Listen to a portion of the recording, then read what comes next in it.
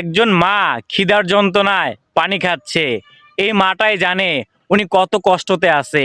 উনি কিন্তু রাস্তা রাস্তায় ঘুরতেছে, মানুষের কাছে চায়া চায়া খাইতেছে। ভাই, মা থাকতে মার যত্ন নেন, মাকে কখনো অবহেলা করবেন না। আর এই মার জন্য সবাই দোয়া করবেন যেন এই মাটাকে আল্লাহ সুস্থ রাখে, হেফাজতে রাখে, ভালো রাখে।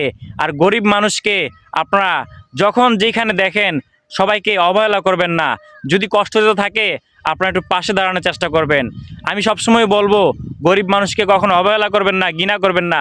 যতটুকু পারেন ততটুকু আপনারা গরিবের পাশে সাহায্য করবেন, গরিবের পাশে দাঁড়াবেন, তাহলে আমার আল্লাহ খুশি হবে। যার মা নাই সে বুঝে পৃথিবীতে চলা কত কষ্ট, যার বাবা নাই সে বুঝে পৃথিবীতে চলা কত কষ্ট।